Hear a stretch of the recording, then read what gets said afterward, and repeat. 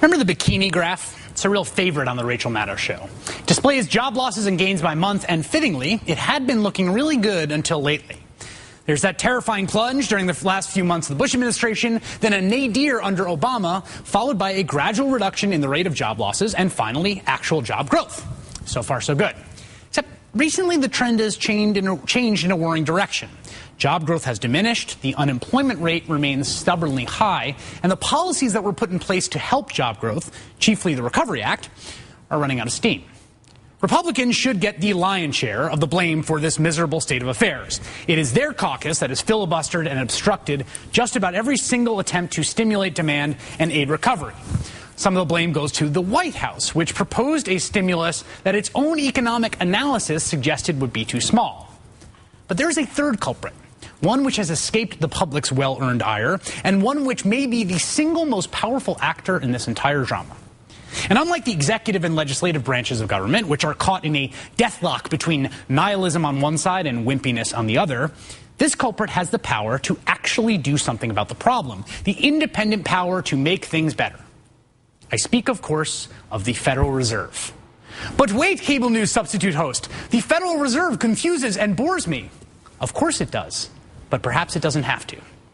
The Federal Reserve controls the nation's money supply, and to understand what it is doing that's so wrong and why I'm so exercised about this, I'm going to use an analogy. Now, let's say you're a farmer. Maybe not this farmer, but a farmer. Your neighbors, co-workers, and perfect strangers, they're all farmers on this vast stretch of farmland that is the American economy. It is fertile land, but it needs water to grow crops, and rain is irregular and unpredictable. Sometimes it rains too much, sometimes hardly at all. Enter the Federal Reserve. That's the entity that's in charge of irrigating the fields. The Fed manages a big old dam, and its job is to regulate the flow of water into the farmland. Now, it has to be careful because it has two somewhat opposing goals. One hand, it has to maximize the amount of food grown on the land, which in our little analogy is jobs, while at the same time minimizing flooding, which is, in this little allegory, inflation. Enough water, but not too much. Now, at this moment, the economy is in the worst drought since the Great Depression. The fields are barren and dry. Crops have withered from the vine, and vast stretches of land look like the Dust Bowl.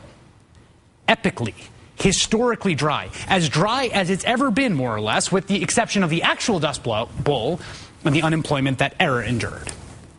And yet, in the midst of this drought, the Fed and its chairman, Ben Bernanke, sits there with the gates to the dam partially closed, an anemic trickle of water flowing into the fields, and it watches the suffering and refuses to throw open the spigot.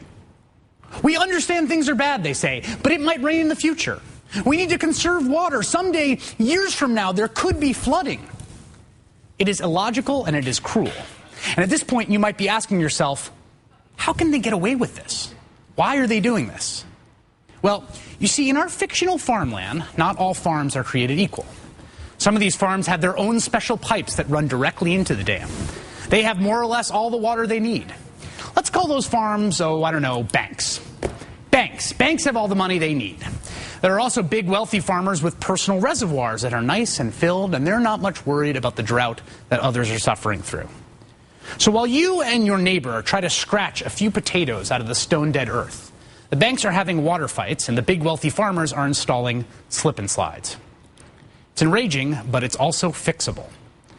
All that needs to happen is for the Fed to open the gates on the dam, fire up those pumps, and do what it takes to get money circulating through this economy. As a matter of law, the Federal Reserve is required to pursue full employment and low inflation. Well, we've got low inflation. In fact, we've got inflation so low it's almost non-existent. But we are a long way from full employment. I'm not suggesting Ben Bernanke and the Federal Reserve do anything special. I'm simply suggesting they do their jobs. If they won't, I think it's time for those drought-stricken farmers to get organized and raise hell and grab their pitchforks until they do.